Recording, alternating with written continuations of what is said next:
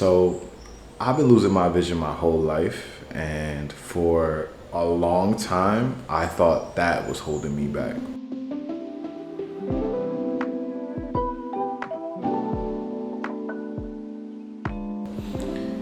I actually hit my lowest moments in 2023, not just for my vision, but I was also going through a lot personally. My dad actually passed away. His 2-year anniversary was just a few days ago. And actually in 2024, my grandfather, who I talk about in the What is Chordorrhea video, he passed away too. My grandfather was the one person that I could look up to and see myself because we have the same condition.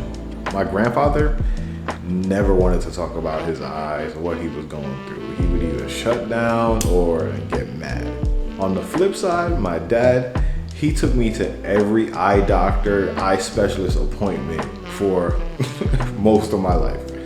He knew exactly what I was going up against and what I would be dealing with, as time progressed. Even with that, that man pushed me, whether it was to accomplish my goals, whether it was to drive. He did not let me use my eyes as an excuse not to do anything. Because of him, I definitely pushed myself beyond what I think normal limits maybe should have been. But I appreciate it so much because I did so many things that I wouldn't have if, I didn't have the mindset of, hey, I could do this. I'm doing this. But in their own ways, both of them dealt with, this condition quietly. And even though I did do some pretty cool and scary things now that I'm looking back at it, I definitely stayed quiet about my struggle, just like they were. That silence shaped most of my life. It wasn't until I started getting help and realizing what I was missing this entire time, and then actually talking about it, that everything changed for me.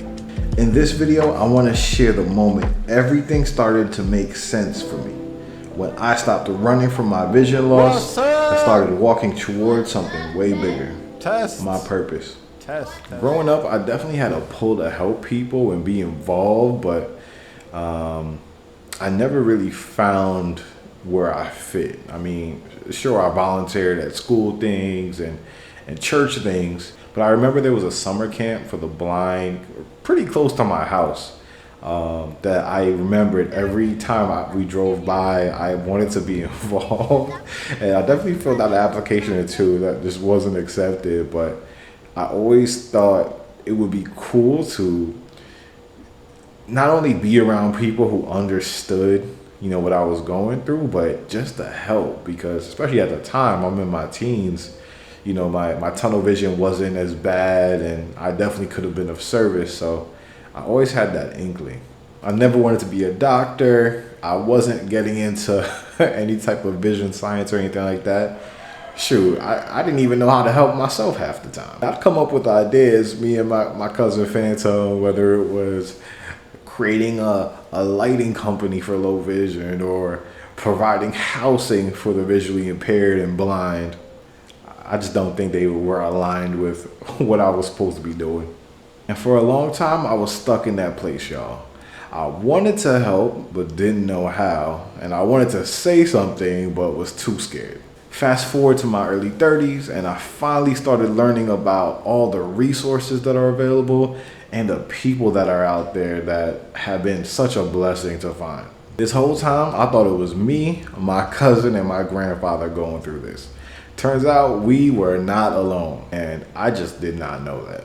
And when I did learn about all these things, I just could not believe what me and my family have been missing.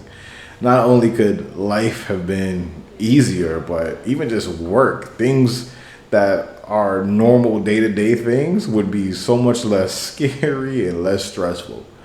I really felt inspired because of that, and that's really why I decided to start talking. Man, if I'm missing these things that would have helped me so much, even 15 years ago, I know there's others probably like me, and if I could help cut that timeline a little more for other people, man, I felt like talking would be worth it, even though I did not see me doing this in a million years, guys.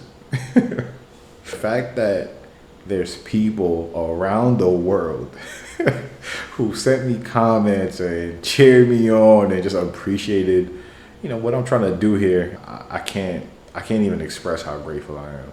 One of my favorite messages came about a month ago where somebody in the YouTube comments said, "Hi, I admire your honesty. I'm also legally blind, have been for decades now, and have always been open and honest about it," which, by the way, major kudos to you, bro, because man, that's hard to do.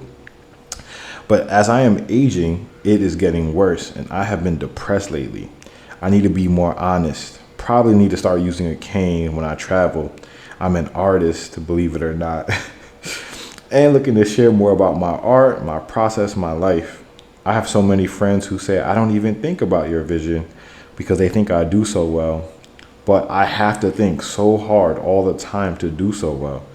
It is a burden if we don't share. Love this video. I liked and subscribed and can't wait for more content. And this comes from my guy, Sean. I feel like I'm finding my community and the people I belong with. Like, these are my people right here. And man, it feels good to contribute to that. And when I think about it, that's really what hit me. This is how I help. It might not be with a doctor's degree or perfect answers, but man, if I could give you an idea, if I can show you or guide you in your journey, if I can make you smile or laugh, that's me, and that's how I want to help. I'm hoping I could be the voice that I really needed 15 years ago, because nobody should feel like they're in the dark. Whether you're losing your vision or you're supporting somebody who is, we need each other. This journey is not easy, and this purpose is not perfect, but I'm embracing it, man. It's mine. Let's keep building this community. Let's keep making noise. Let's keep helping people see life differently, because this is way bigger than me, y'all. This is us, and we got this.